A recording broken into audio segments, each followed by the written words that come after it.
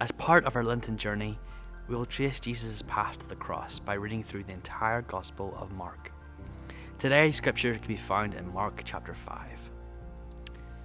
Jesus heals a demon-possessed man. So they arrived at the other side of the lake in the region of the Gerasenes, where Jesus climbed out of the boat. A man possessed by an evil spirit came out of the tombs to meet him. This man lived in the burial caves and could no longer be restrained, even with a chain. Wherever he was put into chains and shackles, as he often was, he snapped the chains from his wrists and smashed the shackles. No one was strong enough to subdue him. Day and night he wandered among the burial caves in the hills, howling and cut himself with sharp stones.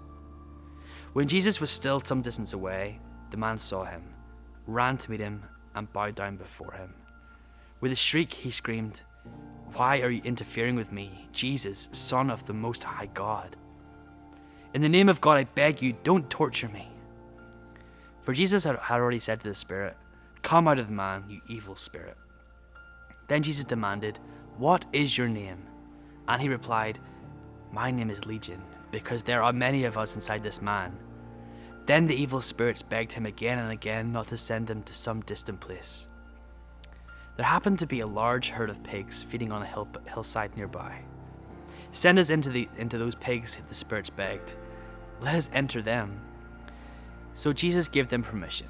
The evil spirits came out of the man and entered the pigs, and the entire herd of about 2,000 pigs plunged down into the steep hillside into the lake and drowned in the water. The herdsmen fled to the nearby town and the surrounding countryside, spreading the news as they ran. People rushed out to see what had happened. A crowd soon gathered around Jesus, and they saw the man who'd been possessed by the legion of demons. He was sitting there, fully clothed and perfectly sane, and they were all afraid. Then those who had seen what happened told the others about the demon-possessed man and the pigs. And the crowds began pleading with Jesus to go away and leave them alone. As Jesus was getting into the boat, a man who had been demon-possessed begged to go with him. But Jesus said, "No, go home to your family and tell them everything the Lord has done for you and how merciful he has been." So the man started off to visit the 10 towns of that region and began to proclaim the great things Jesus had done for him, and everyone was amazed at what he told them. Jesus heals in response to faith. Jesus got into the boat again and went back to the other side of the lake, where a large crowd gathered around him on the shore. Then a leader of the local synagogue, whose name was Jairus, arrived. When he saw Jesus, he fell at his feet, pleading fervently with him. "My little daughter is dying," he said. "Please come and lay your hands on her, heal her so she can live." Jesus went with him, and all the people followed, crowding around him. A woman in the crowd had suffered for 12 years with constant bleeding. She had suffered a great deal from many doctors, and over the years she had spent everything she had to pay them. But she got no better. In fact, she'd gotten worse. She had heard about Jesus, so she came up behind him through the crowd and touched his robe. For she thought to herself, "If I can just touch his robe, I will be healed."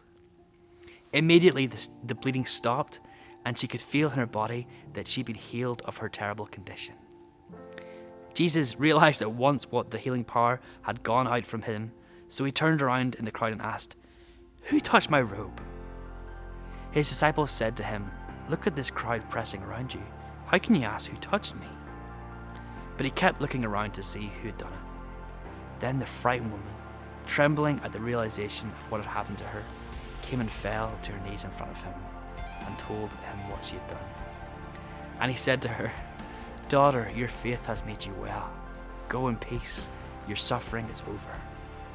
While he was still speaking to her, messengers arrived from the home of Jairus, the leader of the synagogue. They told him, "Your daughter is dead. There's no use troubling the teacher now."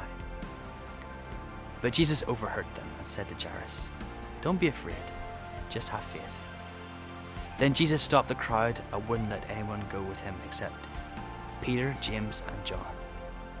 And when they came to the home of the synagogue leader, Jesus saw much commotion and weeping and wailing. He went inside and asked, "Why all this commotion and weeping? "The child isn't dead. She's only asleep." The crowd laughed at him, but he made them all leave. And he took the girl's father and mother and his 3 disciples into the room where the girl was lying. Holding her hand, he said to her, "Talitha Kumai," which means, "Little girl, get up." And the girl, who was 12 years old, immediately stood up and walked around. They were overwhelmed and totally amazed. Jesus gave them strict orders not to tell anyone what had happened, and then he told them to give her something to eat. The word of the Lord. Thanks be to God.